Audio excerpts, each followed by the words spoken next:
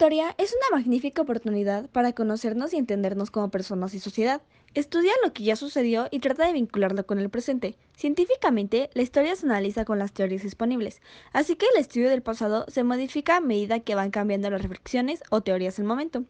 Tiene un carácter polisémico, porque cada investigador puede encontrar una forma diferente de contar el pasado. En esto se basa el carácter polisémico, encontrar diferentes significados de la historia. De hecho, puede haber aspectos que una vez escritos pueden modificarse a causa de haber encontrado nuevas formas de ver la realidad. A este proceso llamamos a escribir y reescribir la historia. Necesitamos definir que el sujeto histórico es el protagonista de la historia. Existen dos vertientes para conseguir el sujeto histórico. Por un lado, los que hacen la historia y por otro, los que la reciben. El protagonista de la historia, unido a la gran cantidad de elementos que se relacionan con él, hace que reconozcamos la magnitud de su diversidad como objeto histórico. Si el hecho considera, para su análisis e interpretación, una visión intuitiva, sentimental, emocional o prejuiciosa, se considera historia subjetiva. Tenemos diversos tipos de historia, como la historia cultural, económica, política, demográfica, de la vida cotidiana y oral. Existen a su vez otras categorías auxiliares para estudiar de historia que permiten al investigador enfocarse en momentos o lugares específicos como temporalidad, especialidad, continuidad y cambio. Para conseguir el estudio histórico, sea científico, se intenta reducir la interpretación subjetiva del pasado. Para ello, se exigen dos condiciones: que se interprete desde una teoría, ser revisados o verificados, y que la información sea fidedigna. Para lograrlo, se utilizan los pasos que usaría cualquier investigador científico. Selección del tema, planteamiento del problema, hipótesis, selección de fuentes, análisis, síntesis y redacción. De las fuentes se toman todos los elementos para conocer y entender el pasado. Primarias. Son las generadas durante el acontecimiento mismo, no han sufrido interpretación o alteración. Secundarias. No fueron generadas en el mismo instante, solo interpretan, analizan o comentan las fuentes primarias. Existen los periodos de la historia, son 5 momentos históricos. Prehistoria, desde la aparición humana hasta cuando aparece la escritura. Edad antigua, inicia con la aparición de la escritura y culmina con la caída del Imperio Romano de Occidente. Edad media, desde la caída del Imperio Romano de Occidente hasta la caída del Imperio Romano Oriente. Edad moderna, abarca desde el año 1453 hasta la Revolución Francesa en 1789. Edad contemporánea, desde 1789 a nuestros días, o para algunos hasta la Segunda Guerra Mundial. La historia se puede dividir también para su estudio con base en la geografía, como la historia universal, nacional, regional. Los historiadores recurren a las teorías históricas. Hay 4 teorías más sobresalientes, como positivismo. Su principal precursor fue Augusto Comte. En esta teoría nada debe darse por hecho, todo debe ser comprobado. Historicismo. Su objeto de estudio es la vida humana, en todas sus facetas y de manera total. Acepta el pasado como una realidad en sí misma. Considera al hecho a todo aquello que lo causó y que vivió el hombre para tal suceso histórico. Marxismo. El marxismo entiende la historia como una lucha entre clases, el gobierno contra los grupos de producción. Karl Marx y Friedrich Engels son los autores de esta filosofía. Escuela de análisis. Consta de 3 etapas. La historia señala una continuidad entre el presente y pasado. La segunda fase afirma que la historia está en movimiento. En el tercer periodo, centra la historia en las mujeres y hombres cotidianos, enfocándose en el hombre común y su mentalidad. Hace aproximadamente 520 años, Cristóbal Colón descubrió América, pero a su llegada se encontró con que el continente americano ya estaba poblado. Colón nunca supo el origen de los habitantes. Se puede afirmar que la llegada del ser humano a América sucedió hace alrededor de 40.000 años. Se tiene la idea de que, durante la época de las glaciaciones, grupos de cazadores cruzaron América por el estrecho de Bering, provenientes de Asia. Las principales teorías fueron: autóctono. Florentino Amagini, en la década de 1880, aseguró que la vida humana surgió en América del Sur, creando la teoría del origen autóctono. Esta fracasó. Único. Establece que los seres humanos del norte de Asia llegaron a América y fueron los primeros pobladores. Múltiple. Iniciada por Paul Rivet, propone, al igual que la anterior teoría, que el hombre llegó de Asia, en menor cantidad. Llegaron seres humanos de Oceanía.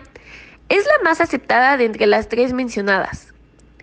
En 1943, el antropólogo alemán Paul Kirchhoff propuso la existencia de un territorio representativo, al que llamó Mesoamérica, y posteriormente introdujo los conceptos de Aridoamérica y Oasisamérica. Aridoamérica, un territorio seco, árido y con climas extremos, formado por extensas planicies y altas montañas con grandes dificultades para la agricultura a causa de la poca lluvia y humedad. Oasis América, contaba con extensas planicies desérticas, por lo que su clima era árido y seco, pero con importantes zonas acuíferas. Mesoamérica. En Mesoamérica evolucionaron los más sobresalientes grupos prehispánicos, que hoy configuran nuestro orgullo nacional. Se componía de bosques silvestres, cumbres nevadas, costas tropicales, selvas y grandes extensiones de litorales marinos, haciéndola rica en flora y fauna. Mesoamérica se ha dividido en regiones de acuerdo con características geomorfológicas, étnicas y lingüísticas. Se crearon muchas de nuestras culturas. Las características que llevaron a Mesoamérica a convertirse en la zona vanguardista del mundo americano en su época fueron los grandes avances científicos, evolución de la escritura, planificación urbana con construcciones monumentales públicas, clases sociales marcadas con un líder a la cabeza, estructura organizada y especializada de mano de obra, capacidad de comercializar la producción constante, aumento de producción y tecnología. Los pueblos mesoamericanos se dividen en tres momentos: formativo o preclásico, en donde surgió la cultura olmeca, la madre de las culturas mesoamericanas. Significa habitantes de la región de Lule. Se ubica en la llanura costera del Golfo. Clásico, en donde surgió la cultura teotihuacana, zapoteca y maya. Por último, posclásico, donde surgieron los mexicas, mixtecas, totonacas, toltecas, huastecas y purépechas.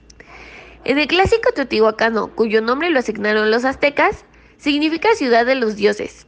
Está ubicada a 45 kilómetros al norte del Valle de México. Es considerada la sede de la civilización clásica.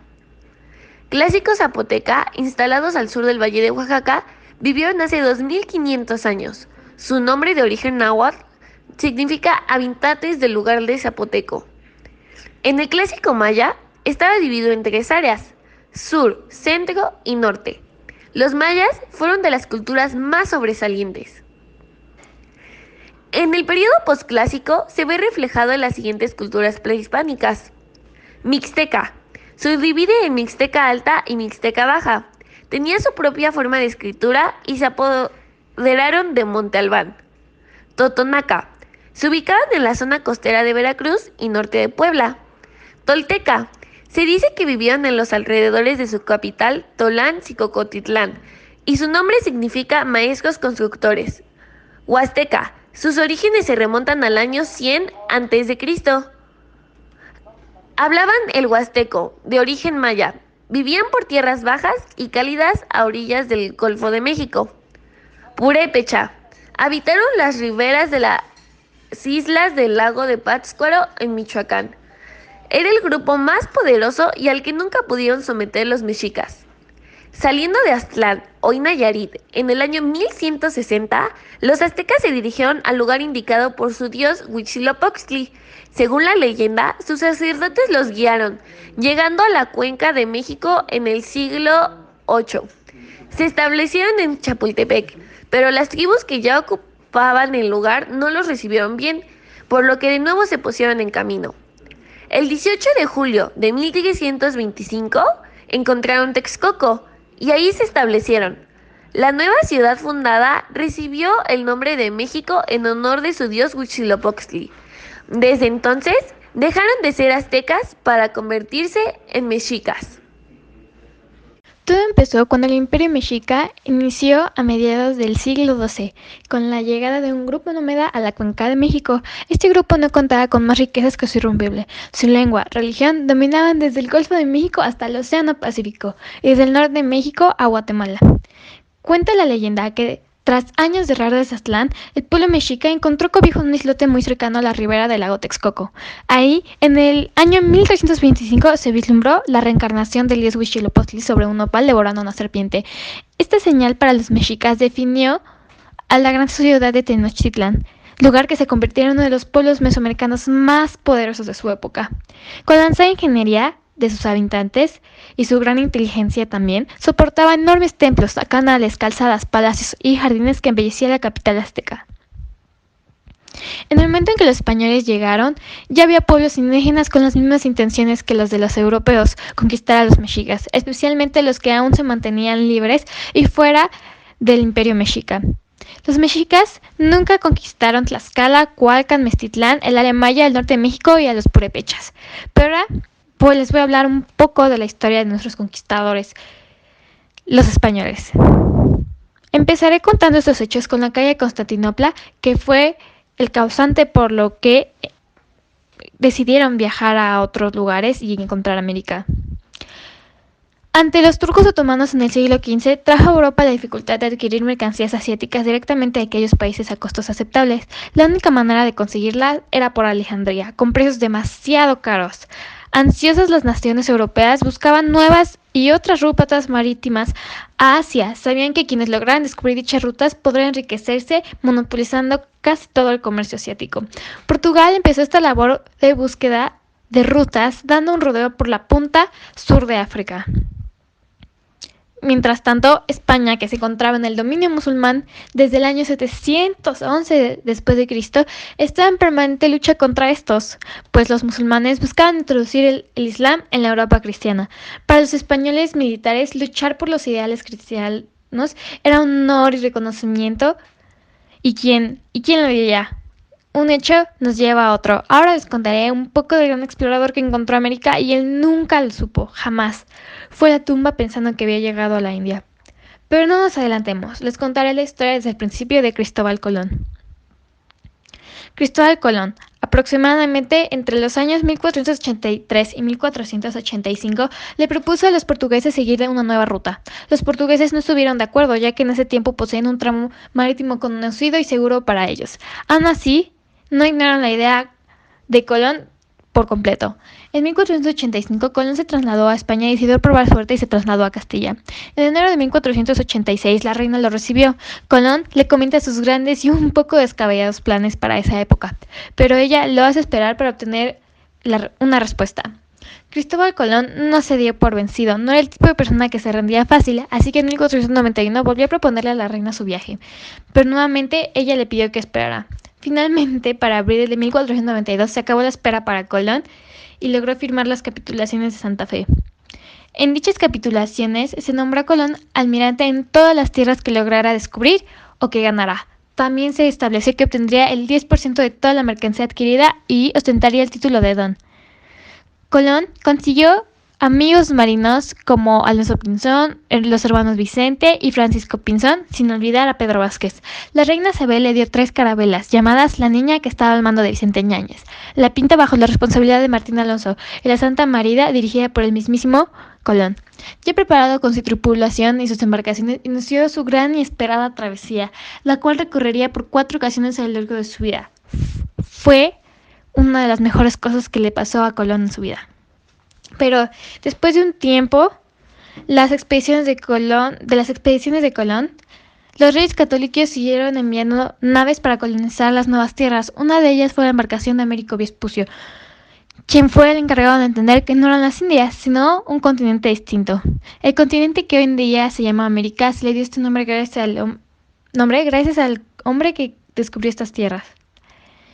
Y así mandaron a un hombre llamado Hernán Cortés, que para España era uno de los mejores soldados y un excelente negociante con capacidades que lo hicieron un gran dirigente a las nuevas tierras para investigar y ver qué ocurría en estas. Al llegar Cortés a este lugar, las riquezas fueron mermadas enormemente, casi por completo. Para el año 1517, la población indígena había desaparecido casi por completo. La mayoría de las muertes o era por enfermedades transmitidas por los españoles o porque los españoles los vendían como esclavos. Ahí, acabando con lo poco que daba de legado, asesinaron al rey Moctezuma. Durante la época de conquista y dominación, el principal móvil fue la ambición por el oro, mercancías, esclavos, tierras. Los peligros como las... Con la caída de Tenochtitlán, la mayoría de los pueblos mesoamericanos se sometieron y aceptaron al español como su gobernante. Los que no, tuvieron que aceptarlo por medio de las armas. Con esto la colonización de México y toda América se inició. Cortés le dio al rey de España las tierras conquistadas, y este mediante concesiones llamadas mercedes reales benefició a algunos españoles, los que principalmente fueron los soldados. Se comenzaron a construir las primeras ciudades en Veracruz, Coatzacoalcos y Pánuco, de la costa. Le siguió en centro del país como Puebla, Valladolid y Querétaro. El Pacífico fue después, con Acapulco y Antequera, Oaxaca, Tasco. En ciudades como Pachuca, Guanajuato y Zacatecas se fundaron por sus yacimientos de oro y plata. El norte de México y parte del sur de Estados Unidos fueron las últimas áreas del país donde se fundaron ciudades. El clima no era favorable y no había mucho que explorar. El primer gobernante que tuvo América fue Hernán Cortés, que gobernó de los años 1521 a 1524. Su gobierno no duró mucho, ya que poseía más enemigos que aliados. Sus injusticias y corrupciones llegaron a oídos del rey Carlos V, quien lo sacó del gobierno exigiendo su regreso a España. El rey decidió intentar otra forma de gobierno e instaló a la Nueva España la audiencia, que duró de los años 1527 a 1531. La audiencia se conformaba por un presidente y 4 escuchas. Los escuchas eran quienes atendían las quejas y necesidades de la población, además de administrar, gobernar y ver que todo fuera justo.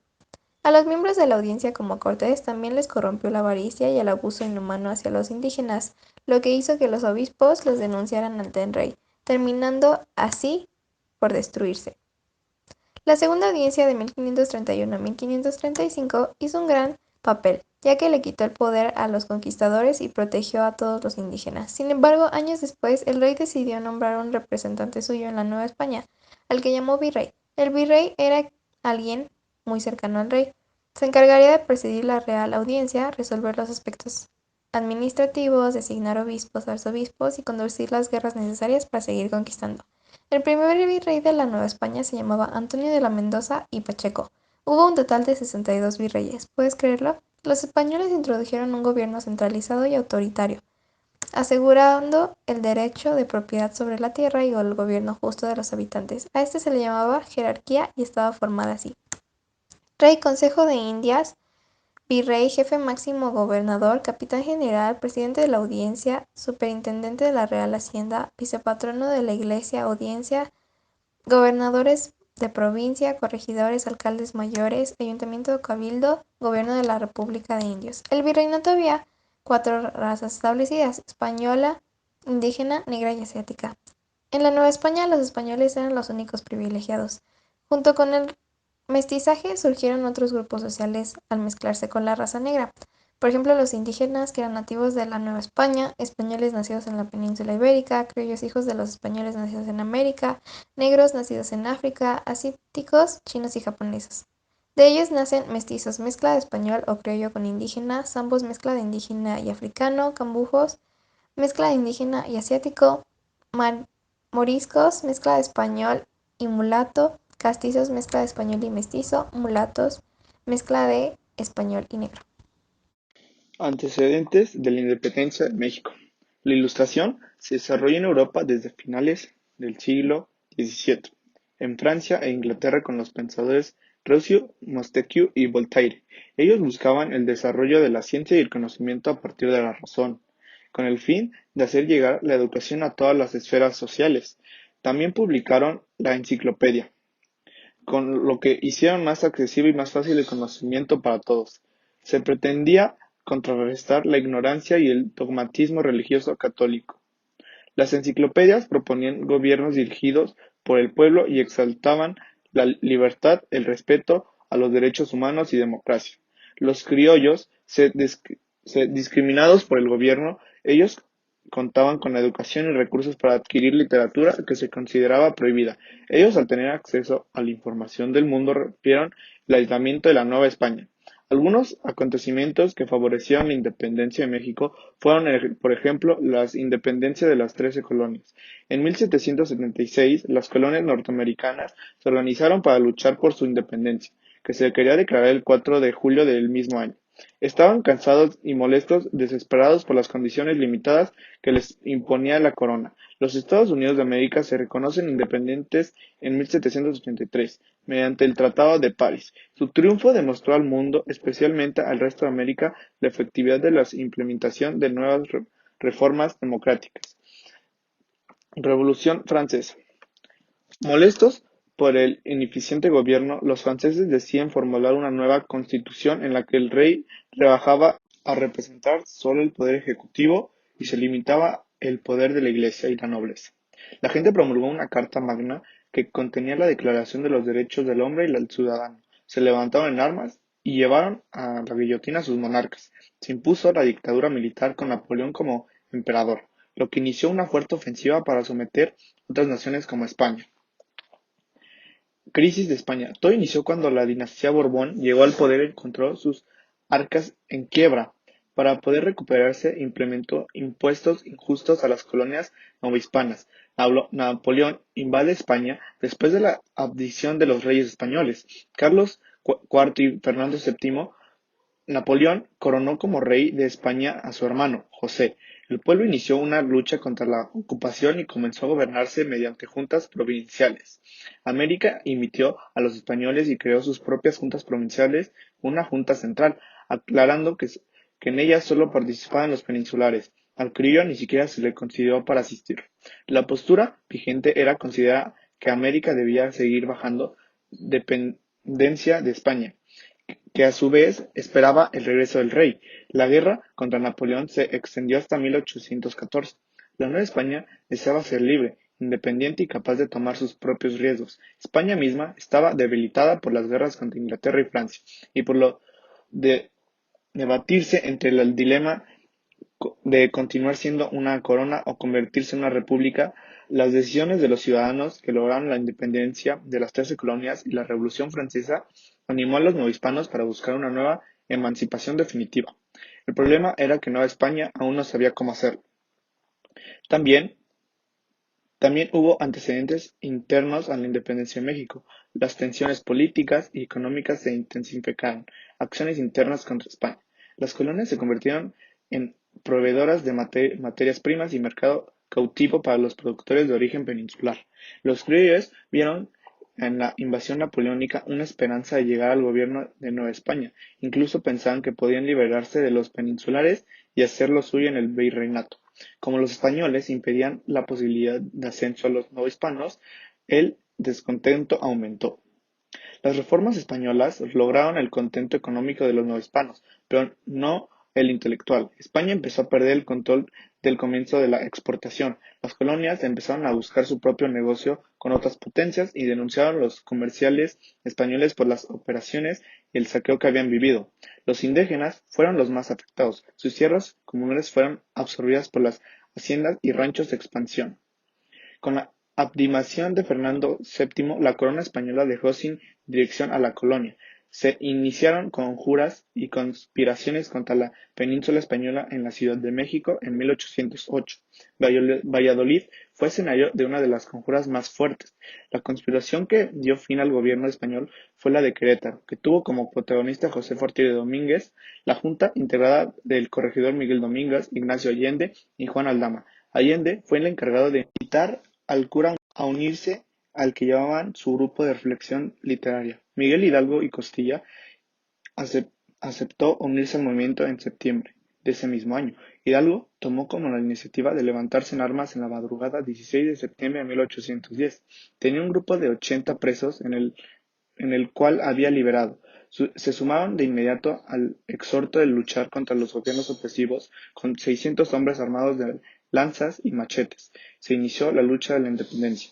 El camino a la independencia. La primera etapa inició comprendiendo desde el grito de la independencia hasta la ejecución de Hidalgo, Allende y Aldama. La segunda etapa, conocida como la organización, comprendió la ejecución de Hidalgo hasta el fusilamiento de Morelos en 1815.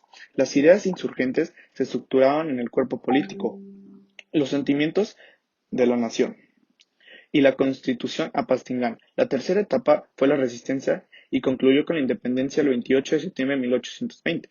Bueno, el camino hacia la independencia inició con el grito de Hidalgo en Dolores, después de que se descubrieran sus juntas de conspiración en la ciudad de Querétaro. Hidalgo mandó a tocar las campanas de la iglesia, reuniendo al pueblo. Los invitó a luchar contra el mal gobierno, convirtiéndose en insurgentes. El ejército insurgente pasó a 8,000 personas. El ejército estaba conformado por criollos, mestizos, indios, españoles, agricultores, artesanos, peones y militares. En enero de 1811, Allende e Hidalgo sufrieron su última derrota, por lo que Hidalgo fue desconocido por el ejército y se nombró a Ignacio López Rayón. Allende, Aldama, Jiménez e Hidalgo fueron traicionados y arrestados en Coahuila. A Hidalgo se le acusó de alta traición, conspiración, crímenes y asesinatos. Fue fusilado el 30 de julio de 1811 por las fuerzas realistas. Su cabeza se exhibió con las de sus compañeros colgadas en cada esquina de la alhóndiga de Granaditas. Primera etapa de Morelos. La segunda etapa se desarrolló principalmente en el sur del país. Morelos derrotó a 3 jefes realistas, tomando casi todo el estado de Guerrero. La segunda etapa de Morelos inició con la toma de Izúcar, Puebla, y Cuernavaca. 3 meses de sitio por parte de los realistas de Félix María Calleja. Morelos fue nombrado comandante del ejército insurgente. El Congreso Insurgente de Chilpancingo inició el 13 de septiembre de 1813. Morelos se autodominó siervo de la nación. Morelos generó el documento más trascendente de la lucha de independencia, Sentimientos de la Nación. Calleja apresa a Morelos y los sentencia a muerte. Fusilan a Morelos en Acatepec el 22 de diciembre de 1815. La resistencia y el final de la guerra de independencia. Etapa de resistencia. Los realistas sabían que Morelos sostenía todo el aparato insurgente. Su muerte trajo el abandono de la lucha organizada. Algunos rebeldes conocidos huían por temor a morir. La lucha continuó por los grupos que peleaban eran caudillos secundarios. Sus tropas, así como aparecían, desaparecían.